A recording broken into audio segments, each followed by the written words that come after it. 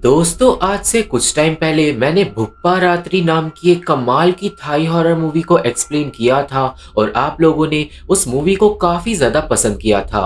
और इसलिए आज मैं लाया हूँ भुप्पा रात्रि का एक और पार्ट जिसका नाम है रात्रि रिवेंज। ये मूवी 2009 में रिलीज हुई थी और ये काफ़ी ज़्यादा डरावनी है। अब जिन लोगों ने पहले पार्ट को नहीं देखा है तो उन्हें मैं बस इतना बताना चाहूंगा कि भुप्पा नाम की एक आत्मा है जो एक अपार्टमेंट के अंदर रहती है और उस आत्मा की कहानी क्या है। अगर ये आपको जानना है तो आप लोग जाके आई बटन पे क्लिक करके पहले पार्ट को देख सकते हो। दोस्तों, इस मूवी को IMDb ने 5.2 आउट ऑफ 10 की रेटिंग्स दी है और पर्सनली ये मूवी मुझे काफ़ी ज़्यादा अच्छी लगी। इस मूवी में काफ़ी सारी चीज़ें नई हैं जो पहले पार्ट से ज़्यादा रिलेटेड नहीं है। तो आप लोग इस मूवी को अच्छे से समझने के लिए वीडियो को पूरा लास्ट तक देखना।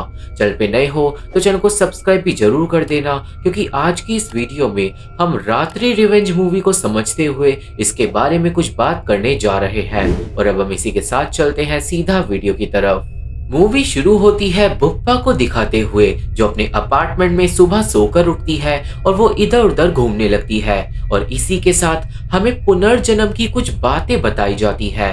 अब इस सीन के एंड में भुप्पा को अपने टॉयलेट में एक छोटी बच्ची की भयानक आत्मा दिखाई देती है और ये बच्ची कौन है और कहां से आई है इसके बारे में हमें एंड में पता चलेगा। सीन जाता है रंग नाम के एक लड़के पे जो भुप्पा के साइड वाले अपार्टमेंट में रहता है। रंग अभी अभी इस घर में शिफ्ट हुआ है और उसे दिखाई देती है उस छोटी बच्ची की आत्मा जो चिल्लाती है और रंग जाग जाता है। मतलब ये बस एक सपना था। हमें पता चलता है कि रंग इस घर में पैसों की कड़की की वजह से आया है और वो अच्छे से जानता है कि ये पूरी बिल्डिंग हॉन्टेड है और उसे ये नहीं पता कि बिल्डिंग में किसकी आत्मा है।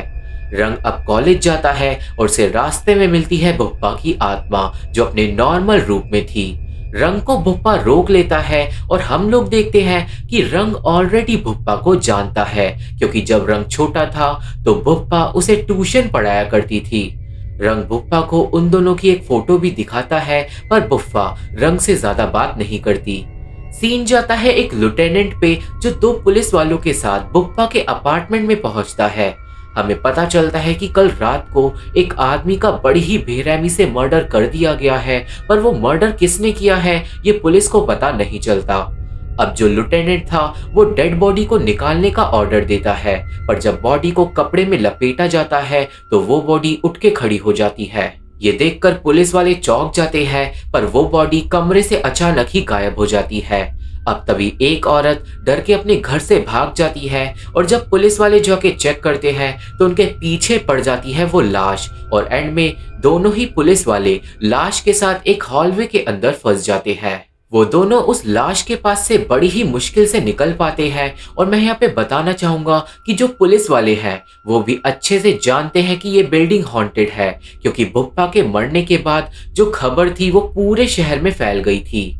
पुलिस वालों के जाने के बाद हम उस छोटी लड़की की आत्मा को देखते हैं जो उस लाश के पास बैठकर एक क्रीपी गाना गा रही थी और इसका मतलब उस छोटी लड़की की आत्मा ने ही उस आदमी को मारा था। उस लड़की की आत्मा के पास होता है एक शेविंग ब्लेड और अब वो लड़की अचानक ही भुप्पा में बदल जाती है। भुप्पा को अब समझ नहीं आता कि अभी अभी उसके साथ क्या हुआ और उसके हाथ में शेविंग ब्लेड कैसे आ गया, और यहाँ पे हम लोग भी कंफ्यूज हो जाते हैं। सीन रंग पे जाता है जिसके दोस्त उसे बोलते हैं कि उसे उस हॉन्टेड घर में नहीं रहना चाहिए, पर अब क्योंकि भुप्पा उसकी पड़ोसी है तो उसे वो घर छोड़ने का मन नहीं करता।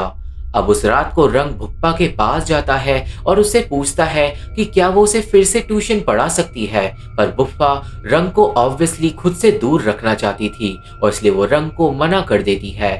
सीन जाता है पुलिस स्टेशन में जहां पे लेफ्टिनेंट को पता चलता है कि आज रात को ऑस्कर अपार्टमेंट में काफी सारे ड्रग माफिया आने वाले हैं और पुलिस को उन सारे लोगों को पकड़ना है।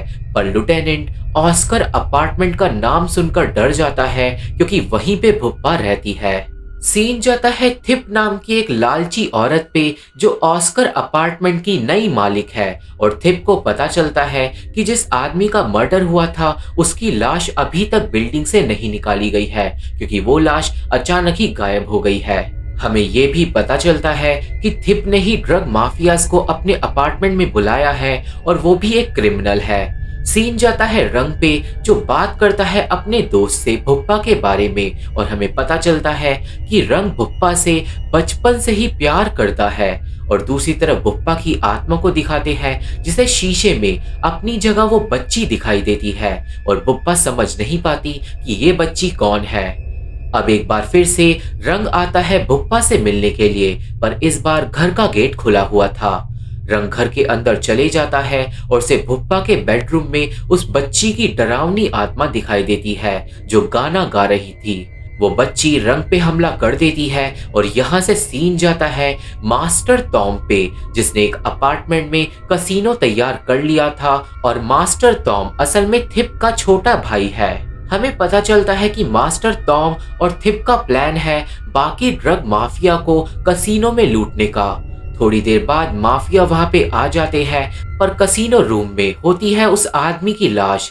बिल्डिंग का गार्ड उस लाश के बारे में जानता था और इसलिए वो उन माफिया से झूठ बोलकर वहां से चले जाता है और वो माफिया को बोलता है कि ये बस एक पुतला है। दूसरी तरफ हमें पुलिस वालों को दिखाते हैं जो बिल्डिंग में घुसने से पहले एक मंक से आशीर्वाद लेते हैं और वो उस मंक को अपने साथ बिल्डिंग में भी ले जाते हैं अपनी सुरक्षा के लिए। अब जब माफिया लोग अपना कसीनो स्टार्ट करते हैं तो वो लाश हिलने लगती है। मास्टर टॉम थिप को बुलाकर उस लाश को दिखाता है और थिप भी उस लाश को देखकर चौंक जाती है। थिप मास्टर टॉम को उस लाश को इग्नोर करने के लिए बोलती है और जब थिप वहां से जाती है तो उसे हॉलवे में दिखाई देती है वो डरावनी बच्ची, जिसे देखते ही थिप डर के वहां से भाग जाती है। अब दूसरी तरफ पुलिस वालों को भी वो भयानक बच्ची दिखाई देती है, पर पुलिस वाले कंफ्यूज हो जाते हैं क्योंकि वो बच्ची भुप्पा नहीं थी और एक एक करके वो बच्ची सारे पुलिस वालों को हॉलवे में दिखाई देती है। अब एंड में डेविड नाम का एक पुलिस वाला उस बच्ची को चेक करने के लिए जाता है और वो आत्मा डेविड का गला बुरी तरीके से शेविंग ब्लेड से काट डालती है और डेविड मारा जाता है। वो बच्ची अब सारे पुलिस वालों को वहां से भगा देती है और दूसरी तरफ वो लाश सारे ड्रग माफिया को वहां से डराकर भगा देती है। सारे माफिया इतनी ज्यादा बुरी तरीके से डर जाते हैं कि वो सीधा अपार्टमेंट से बाहर निकलते हैं और पुलिस की गाड़ी के अंदर जाकर बैठ जाते हैं और पुलिस का मिशन पूरा हो जाता है। बिल्डिंग में रह जाते हैं लिeutenant और उसका एक साथी, जिनके पीछे पड़ी हुई होती है उस बच्ची की आत्मा, और एंड में वो दोनों उस बच्ची से बचने के लिए एक स्टोर रूम के अंदर छुप जाते हैं। वो लड़की अब एक बार फिर से भुप्पा में बदल जाती है और भुप्पा फिर से बहुत ज्यादा कंफ्यूज हो जाती है क्योंकि उसे कुछ भी याद नहीं था कि अभी अभी उसके साथ क्या हुआ। अब स्टोर रूम के अंदर दोनों पुलिस वालों को उस आदमी की आत्मा डरा देती है जो अब कपड़े से बाहर निकल गई थी, और उन दोनों को अब हार्ट अटैक आ जाता है और वो दोनों पुलिस वाले भी मारे जाते हैं। अब जब भुप्पा वापस अपने अपार्टमेंट में पहुंचती है तो उसे मिलता है बेहोश रंग और भुप्पा उसको सीपीआर देकर जिंदा करती है। इस सीन के बाद हम लोगों को पता चलता है कि बचपन में रंग ने भुप्पा के लिए एक लव लेटर लिखा था, जिसकी वजह से रंग की माँ ने भुप्पा को काम से निकाल दिया था और रंग ने उस सब के बाद खुदकुशी करने की कोशिश करी थी। अब जब रंग को होश आता है तो वो भुप्पा को बताता है कि उसने क्या देखा, पर भुप्पा उसे समझाती है कि शायद वो बस एक बुरा सपना होगा, जिसके बाद भुप्पा वहां से चली जाती है। अब जब भुप्पा वापस अपने घर पहुंचती है तो उसे फिर से मिलता है बेहोश रंग। हम लोग यहाँ पे रंग को देखकर समझ जाते हैं कि भुप्पा रंग को ठीक नहीं कर सकती क्योंकि वो एक आत्मा है, पर जब भुप्पा ने रंग को सीपीआर दिया था तो रंग की आत्मा रंग के शरीर से अलग हो गई थी और अब अगर रंग को हॉस्पिटल नहीं ले जाया गया तो रंग सच में मारा जाएगा। अब भुप्पा थोड़ा डर जाती है क्योंकि वो रंग को बचा नहीं सकती थी और तभी भुप्पा को अपने टॉयलेट से एक फोन बजने की आवाज आती है। भुप्पा जब जाकर चेक करती है तो उसे पास्ट का एक विजन आता है और अब हम लोगों को यहाँ पे पता चलेगा कि वो छोटी बच्ची कौन है। हम लोगों को अब दिखाते हैं उस बच्ची को जिसका नाम था प्ला। दोस्तों, हमें पता चलता है कि जब भुप्पा ने पिछले वाले पार्ट के एंड में अपना बदला पूरा कर लिया था तो उसका दूसरा जन्म हुआ था जिसमें उसका नाम था प्ला। प्ला को स्कूल में बच्चे परेशान करते थे और उसका पापा उसे मारता था और प्ला बचपन से ही बहुत ज्यादा शैतान थी क्योंकि उसके अंदर भुप्पा की गुस्सैल आत्मा थी। प्ला को अपना पिछला जन्म भी याद आ गया था और उसने अपने पापा को पहचानने से इनकार कर दिया था। प्ला ने एक दिन गुस्से में शेविंग ब्लेड से क्लास में काफी सारे लोगों को मार डाला था और वो वापस भागकर ऑस्कर अपार्टमेंट में आ गई थी। इस सब के बाद प्ला को भुप्पा के अपार्टमेंट में टॉयलेट से फोन बजने की आवाज आई थी और जब उसने वहां पे जाके चेक किया था तो वहां पे उसे मिला था एक आदमी जो मास्टरबेट कर रहा था। उस आदमी ने प्ला को पकड़ लिया था और उसका रेप करके उसे बुरी तरीके से मार डाला था। दोस्तों, प्ला के मरने के बाद उसकी आत्मा ने फैसला किया कि वो सारे के सारे लड़कों को बुरी तरीके से मार डालेगी, पर क्योंकि प्ला पिछले जन्म में भुप्पा थी तो उसकी आत्मा के दो हिस्से हो गए। एक हिस्सा बना भुप्पा जो नॉर्मली अपने घर में रहने लगी और दूसरा हिस्सा बनी प्ला जिसने लोगों को मारना स्टार्ट कर दिया। दोस्तों, अब क्योंकि एक आत्मा दूसरा जन्म लेने के बाद सब कुछ भूल जाती है, इसलिए ही भुप्पा की आत्मा को प्ला के बारे में कुछ याद नहीं था। पर अब ये बात साफ हो गई थी कि वो छोटी लड़की असल में भुप्पा ही है। दोस्तों, अब यहाँ पे क्योंकि भुप्पा को सारी सच्चाई पता चल चुकी है, इसलिए जो प्ला की आत्मा है वो भुप्पा के साथ कंबाइन हो जाएगी और वो दोनों एक सुपर इविल आत्मा को जन्म देंगे। दोस्तों, मैं यहाँ पे ये भी बताना चाहूंगा कि ये मूवी भुप्पा रात्रि सीरीज का तीसरा पार्ट है और जो दूसरा पार्ट है उसमें हमें दिखाई गई है प्ला की कहानी, जिसमें हमें पता चलता है कि भुप्पा रात्रि प्ला के अंदर कैसे बदली और फिर प्ला वापस भुप्पा रात्रि में कैसे बदली। मैंने दूसरे पार्ट को इंटरनेट पे काफी ढूंढने की कोशिश करी थी पर वो मूवी कहीं पे भी अवेलेबल नहीं है, पर कोई बात नहीं क्योंकि जो तीसरा पार्ट है उसे भी हम लोग आसानी से समझ सकते हैं। सीन जाता है यहाँ से रंग की आत्मा पे, जिसे ये नहीं पता था कि वो अपने शरीर के अंदर नहीं है, और अब रंग जाता है भुप्पा से मिलने के लिए, पर वो देखता है पुलिस टेप को जो भुप्पा के अपार्टमेंट पे लगी हुई थी। सीन जाता है हॉस्पिटल में जहाँ पे हम देखते हैं प्ला की सड़ी हुई लाश को और प्ला का पापा अपनी बेटी को पहचानने आया हुआ था। हमें यहाँ पे पता चलता है कि इस पूरा टाइम प्ला की जो लाश थी वो भुप्पा के टॉयलेट में ही पड़ी हुई थी और जब पुलिस को प्ला की लाश मिली तो साथ में पुलिस को मिला रंग का शरीर जिसके अंदर आत्मा नहीं थी और रंग पूरी तरीके से कोमा के अंदर था और इसलिए अब रंग को हॉस्पिटल में एडमिट करवा दिया गया है। प्ला के पापा को यहाँ पे अब पता चलता है कि उसकी बेटी की ईविल आत्मा काफी सारे लोगों को बिल्डिंग में मार चुकी है और यहाँ से सीन जाता है रंग पे, जिसकी माँ को एक शमन बताता है कि रंग की आत्मा उसके शरीर में नहीं है। दूसरी तरफ रंग की आत्मा भुप्पा से मिलने के लिए पहुंचती है, पर अब भुप्पा की आत्मा को रंग की जगह अपना वो किलर दिखाई देता है जिसने प्ला को मार डाला था। भुप्पा अब रंग की आत्मा पे ही हमला कर देती है जिससे उसके शरीर पे भी बहुत ज्यादा बुरा असर पड़ता है। एंड में जो शमन होता है वो भुप्पा की आत्मा को रोक देता है और भुप्पा देखती है कि उसने गुस्से में रंग को घायल कर दिया है।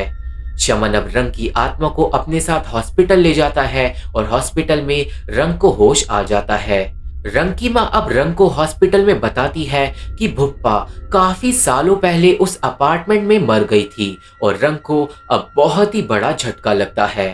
रंग अब बाद में अपने दोस्तों से बात करता है और अब रंग भुप्पा की आत्मा की मदद करना चाहता था ताकि भुप्पा की आत्मा को मुक्ति मिल सके। दूसरी तरफ हमें भुप्पा की आत्मा को दिखाते हैं जो खुद से बहुत ज्यादा परेशान हो गई थी क्योंकि वो मासूम लोगों को नहीं मारना चाहती थी, पर जो प्ला की आत्मा थी उसने भुप्पा को मजबूर कर रखा था। अब इस सब के बाद हमें एक शमन और उसके एक चेले को दिखाते हैं जिन्हें थिप ने भेजा था भूतों को भगाने के लिए। दोस्तों, हमें यहाँ पे उस आदमी को भी दिखाते हैं जिसने प्ला को मारा था और वो आदमी भी थिप की क्रिमिनल गैंग का हिस्सा है। अब जो शमन होता है वो कुछ मंत्र पढ़ना शुरू करता है, पर अब जो भुप्पा की आत्मा थी उस पे पूरी तरीके से उसका गुस्सैल रूप हावी हो चुका था। हमें यहाँ पे ये भी पता चलता है कि शमन को लेकर प्ला का किलर ही आया है, पर अब जो भुप्पा की ईविल आत्मा होती है वो शमन और उसके चेले को मार डालती है और भुप्पा अपने किलर को भी घेर लेती है और बोलती है कि मैं तुम्हें दुनिया की सबसे ज्यादा गंदी मौत दूंगी। सीन जाता है रंग पे, जो हॉस्पिटल से निकलकर भुप्पा के घर पहुंचता है। पर अब रंग भुप्पा के अपार्टमेंट में देखता है कि शमन और उसके चेले की डेड बॉडीज प्लाके किलर का रेप कर रही हैं और लगातार प्लाके किलर को चाकू से स्टैब कर रही है। ये देखकर रंग के होश उड़ जाते हैं और अब उसके सामने आती है भुप्पा की ईविल आत्मा। और उस टाइम पे भुप्पा के सर पर सिर्फ लड़कों को मारने का भूत सवार था। भुप्पा अब रंग को भी मारने लगती है, पर तभी रंग के दोस्त वहां पे आ जाते हैं एक शमन को लेकर, जो भुप्पा को अपनी शक्तियों से भगा देता है।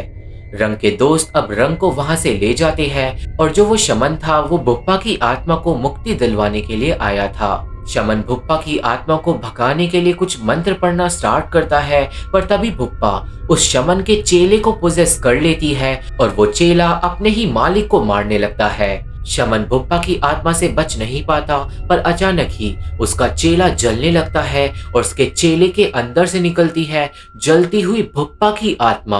भुप्पा की आत्मा अब चिल्लाने लगती है और वो अचानक ही गायब हो जाती है।